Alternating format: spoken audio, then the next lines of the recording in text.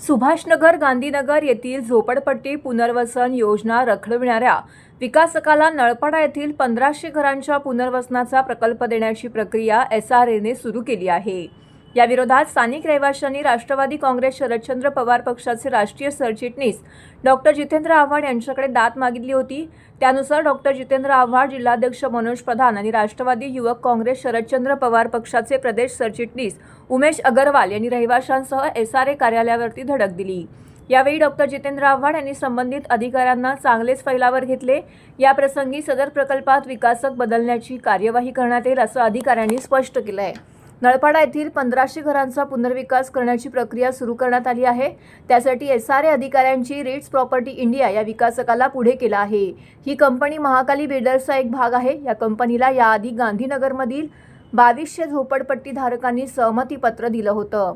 त्यानंतर 400 घरं पाडण्यात आली, मात्र त्यांना अद्याप भाडे अदा करण्यात आलेलं नाही।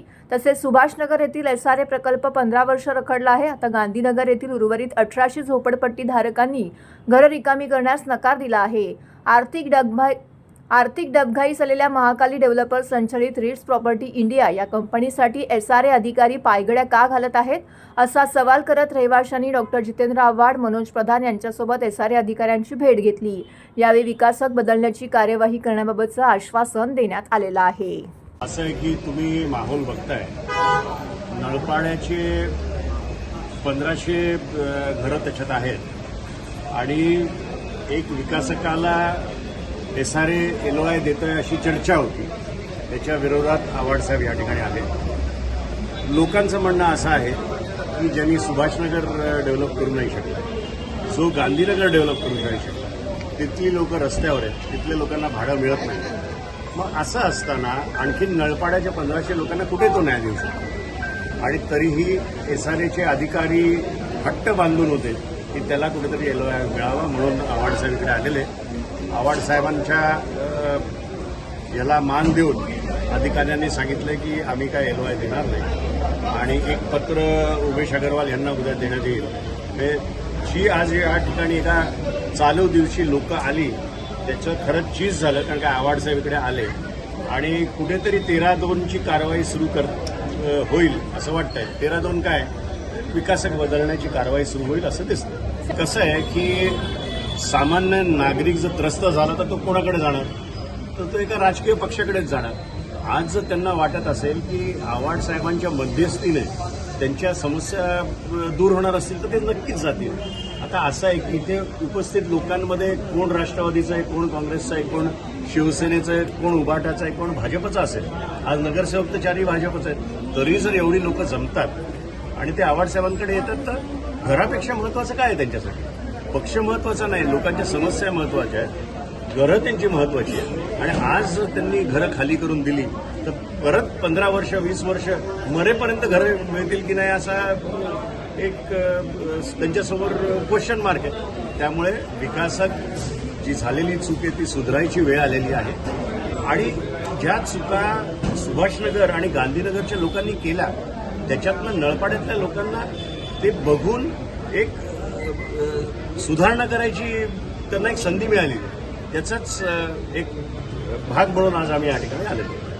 गेली एक महिन्यापासून आम्ही SRAला पत्रव्यवहार करतो आणि मागे गेल्या वर्षामध्ये म्हणजे 2025 ह्या लढ्याला 1 वर्ष आज कुठेतरी पूर्ण होतं आमचं। तर 1 वर्षापूर्वी माळवी साहेबांनीच माध्यमांसमोर बोललेलं की तुमचा जर विरोध आहे तर तुम्ही GBR घ्या। तर त्या गोष्टीला कुठेतरी पुढे जाऊन आम्ही इथे पत्रव्यवहार केला। आमची जेव्हा तयारी झाली GBR घ्यायची तेव्हा आम्ही GBRचं पत्र दिला। तर SRAकडनं आम्हाला पत्र असं आलं की आम्ही तुम्हाला प्राधिकृत अधिकारी त्या दिवशी उपलब्ध करू देऊ नाही शकत, तर तुम्ही तुमची सभा घेऊन आम्हाला त्याचं इतिवृत्त सादर करा आणि त्याचा व्हिडिओ सादर करा। ते आम्ही 15 जुलैला इथे इन्व्हाइट केला। आमची सगळी जी नळपाडा गृहनिर्माण संस्थेचे जे आमचे सगळे सदस्य आहेत, कमिटी आहे, त्यांच्या माध्यमातून इथे पत्रव्यवहार करण्यात आला, व्हिडिओ सादर करण्यात आला। आज 15 दिवस त्या गोष्टीला 10 दिवस आज झाले। 15 तारखेला सादर केल्यानंतर 10 दिवस उत्तर नाही भेटला, तर कुठेतरी आम्हाला आव्हाड साहेबांकडे धाव घ्यावी लागली आणि आज आव्हाड साहेबांच्या येण्याने त्यांचं असं म्हणणं आहे की आम्हाला ते पत्र देतील उद्या, अशी त्यांनी हमी दिलेली आहे। आता त्याचं उत्तर काय येतं हे आम्ही बघूया। राहिली गोष्ट जी पत्रकार परिषद आज घेण्यात आलेली नलपाड्यामध्ये, त्यासाठी नलपाडा गृहनिर्माण संस्था व्यवस्थित सविस्तर एक पत्रकार परिषदचं आयोजन करेल आणि त्यावर जे जे आरोप करण्यात आलेले त्या आरोपांचं आम्ही उत्तर त्या पत्रकार परिषदमध्ये देऊ. दुसरी गोष्ट अशी आहे की रोहिदास बांगर नावाचे एक अधिकारी आहे. गेली 9 दिवस ते रजेवर आहेत. आता जेव्हा ते रजेवर जातात तर एखादा अधिकारी जेव्हा 9 दिवस रजेवर जातो तर एसआरएची जबाबदारी असते की त्यांचा चार्ज दुसऱ्याकडे द्यावा. आज 8 ते 9 दिवस झालेत, त्या व्यक्तीचा चार्ज आज देण्यात आला. का? कारण आवाडसाहेब येणार होते. तर काही लोकांचा आरोप होता ना की राजकीय नेत्यांकडे जावं लागतं. हेच कारण आहे की राजकीय नेत्यांशिवाय एसआरए काय हलत नाही. यांचा म्हणजे बोलतात ना, बिल्डरांची दलाली करायचं काम चालू आहे इकडे. बिल्डर लोकांची बाजू कशी मांडता येईल हे एसआरए करतं, पण गोरगरीब जनतेचा कोण ऐकायचा इथे मागणी मानत नाही. आणि आज म्हणून आम्हाला आवाडसाहेबांना कुठेतरी आणावा लागला.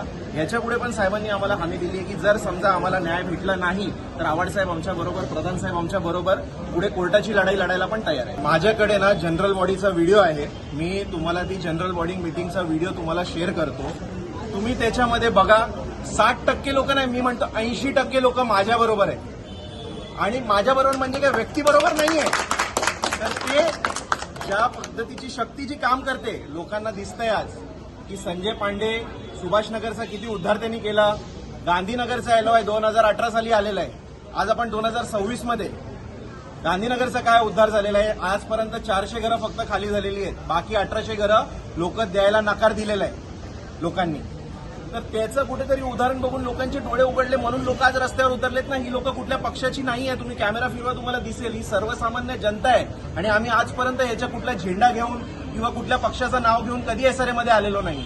फक्त लोकांना घरं भेटावी हेच आमचा उद्देश आहे. याच्या व्यतिरिक्त आमचा उद्देश काही नाहीये.